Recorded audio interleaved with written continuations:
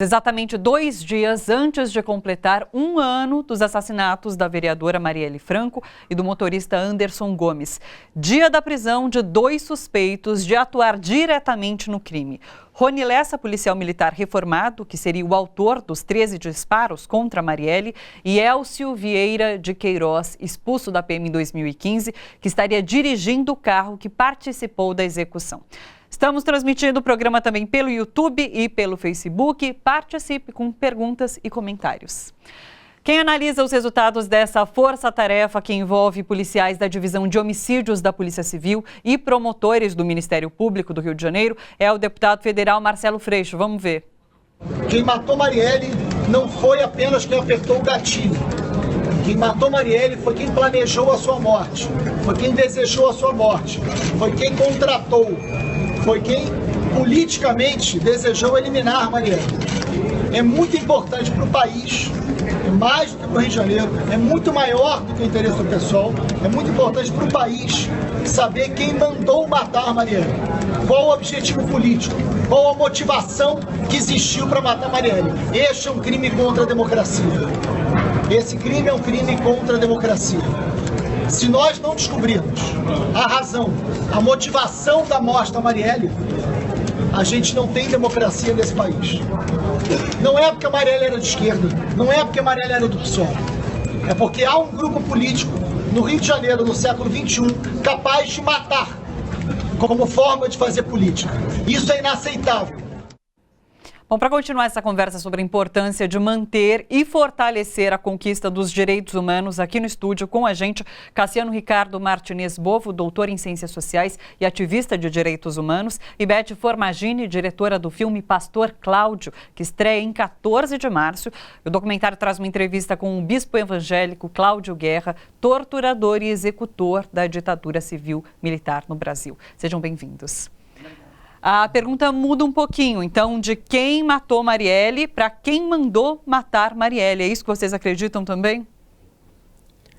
Bom, eu entendo que primeiro precisa verificar se realmente essas pessoas que foram presas, de fato, são as que mataram, e além disso, a investigação tem que continuar quem mandou matar, né? Então eu entendo que ainda continua um processo de investigação, porque as pessoas elas foram presas como suspeitas e há necessidade de aprofundar. Então eu entendo que ainda tem muita coisa pela frente, né? Muita coisa vai rolar e muitas informações deverão aparecer para a gente ter a elucidação do caso realmente. Sim.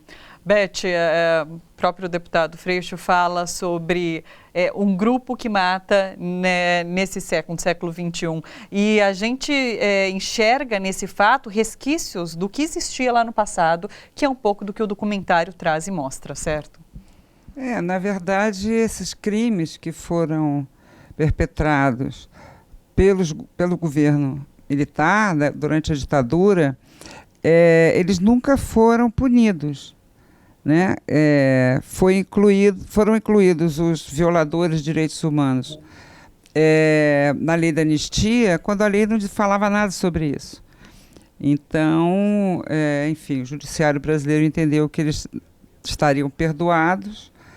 E você tem, de lá para cá, inúmeros crimes, né, que são realizados dentro das dependências do Estado ou perpetrados por agentes do Estado, como é o caso. Enfim, a gente, como ele fala, ainda precisamos investigar, mas eu acho que a violência do Estado de ontem e de hoje, elas estão muito próximas. O Cassiano falou sobre essas investigações terem que se aprofundar, terem que continuar, com certeza, realmente é a necessidade, mas demoraram muito para apontarem essas pessoas, esses supostos assassinos, porque estamos às vésperas agora de completar 1 ano do assassinato e parece que isso veio numa sacada assim, vamos colocar agora para não chegar no dia 14 e a manchete ser realmente 1 ano sem resposta. Eu acho que tem algumas coisas que nós precisamos entender um pouco, porque, a meu ver, até algum tempo atrás, nós não imaginávamos que nós estaríamos às voltas de ter que entender como que milícias estariam ligadas ao poder dessa maneira, né, a ponto de influírem, inclusive, em questões governamentais e tudo, né?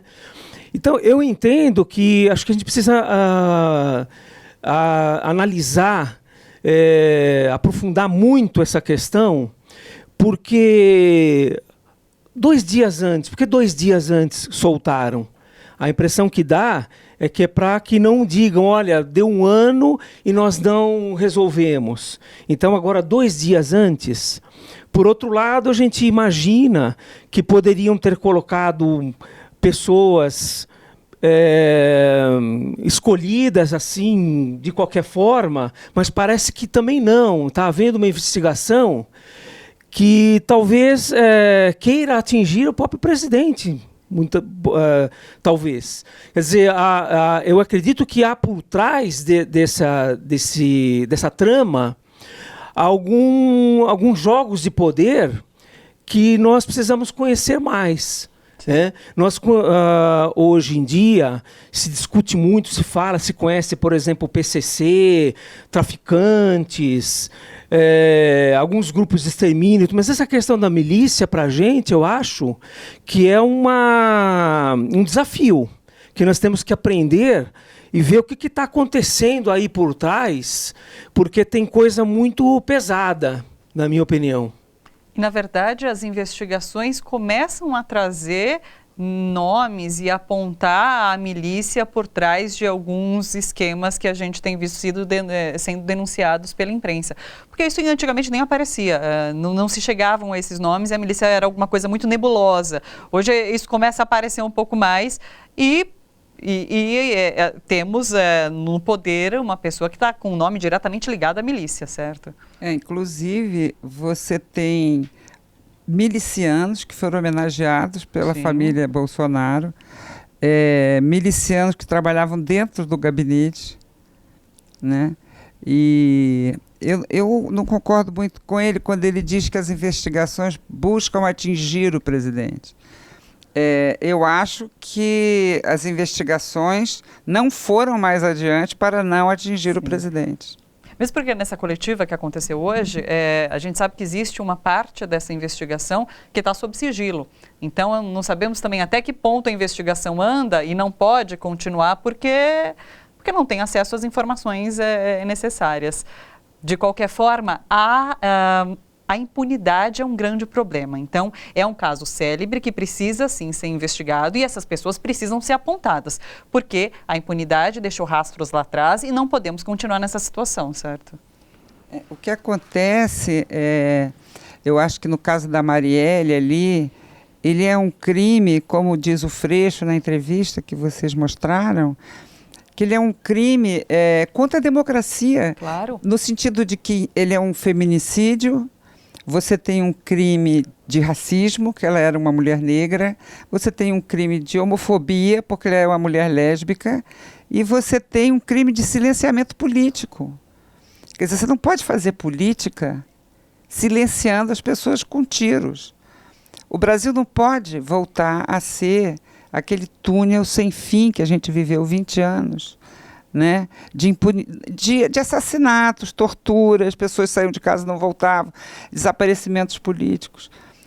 E se esses mandantes não aparecerem e se a gente não investigar esse caso, a gente vai cair nesse poço novamente.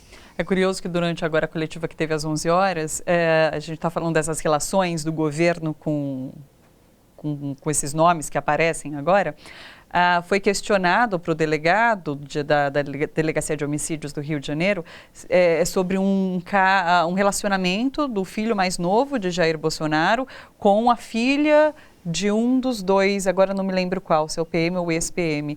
E eles disseram que sim, esse relacionamento existe, isso foi constatado durante a investigação, mas não fazia parte da investigação. Ou seja, cada vez mais aparecem conexões da família Bolsonaro com, de fato, a milícia.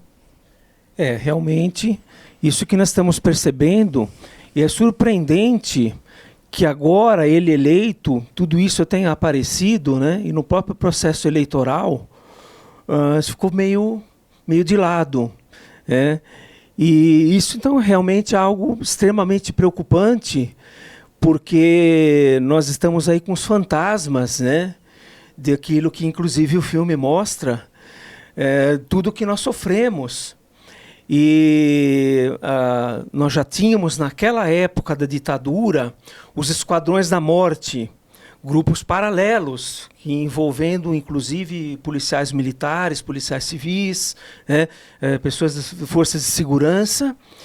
E, na verdade, esses grupos eles foram se modificando ao longo do tempo. Né? Grupos de extermínio dos mais variados tipos, inclusive envolvendo policiais em geral, né? Não só, mas muitas vezes com policiais. E agora toda essa questão das milícias. Então, o momento é muito preocupante, porque nós estamos tendo um retrocesso brutal. Né? Sim. É interessante que essas informações começam a aparecer após a eleição de Jair Bolsonaro como presidente. E a gente tem na história presidentes na corrida, na verdade candidatos na corrida presidencial, que tiveram várias informações divulgadas durante esse processo. E nesse processo mais atual, a gente viu essas informações aparecendo depois da eleição de um presidente. Como vocês analisam isso? Realmente é muito nebuloso esse universo e é muito difícil ter acesso a esse tipo de informação? Se escondeu muito bem? Ao que vocês atribuem esse histórico do presidente Jair Bolsonaro? Olha, eu acho que essas eleições que se passaram foram as eleições em que as informações foram mais violadas, no sentido de que se criaram fake news, inventando coisas horrorosas sobre os candidatos. Né? A candidata ao governo do estado do Rio de Janeiro acabou de sair do país, ela está exilada porque ela foi ameaçada de morte. Márcia Tiburi, Anunciou ontem que saiu do país. Criaram-se fake news o tempo todo, não só se criaram notícias falsas, como as notícias que deveriam ser dadas foram omitidas. Então a gente tem uma eleição totalmente baseada na mentira. Né? Quer dizer, é uma fake eleição. Sim. Né? O candidato não ia nem na televisão. Era tudo feito através desse sistema de fake news e de utilização de mídias sociais.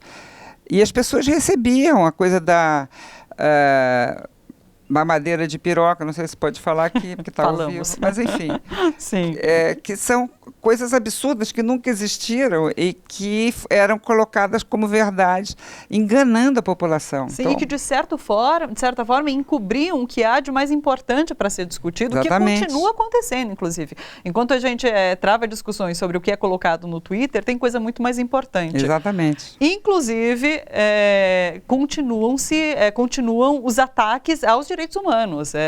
Diariamente a gente vê um direito humano, um dos direitos humanos sendo atacados. A situação é essa. O Brasil é um dos países da América que mais mata ativistas dos direitos humanos e isso continua acontecendo. As pessoas morrem e os direitos humanos continuam sendo violados. Só queria colocar essa questão das eleições, que algumas coisas não apareceram no processo eleitoral e só agora que estão emergindo. Né? Eu acho que tem algumas hipóteses aí, mas uma coisa que dá muita impressão é que se escondeu mesmo, não se divulgou muita coisa, talvez até porque o Bolsonaro indo para o segundo turno, a ideia de que pelo menos o PT não entre, e agora ele entrou, então a gente não sabe. Agora muitos começam a denunciar, porque agora também, para muitos grupos, ele pode ser uma pessoa que não interesse mais também. Né? Então, essa é uma hipótese, a meu ver. E também eu acredito que houve uma mudança muito grande nessas eleições. Né? Pela primeira vez nós tivemos essa coisa de WhatsApp, nas redes, assim, de uma maneira, e tudo baseado em coisas do tipo assim, grupos obcecados por ideias sem qualquer fundamentação, né, para eleger uma pessoa, né? Então isso eu acho realmente muito grave. É bastante interessante isso de que a gente falava sobre os ataques aos direitos humanos e os direitos humanos incomodam muita gente. É uma parcela da sociedade, uma parcela das pessoas que estão no poder, os direitos humanos incomodam. Gente, bora fortalecer a TVT? É só clicar em inscrever-se e depois clicar no sininho. Pronto! Assim que pintar notícia nova, você fica sabendo no ato.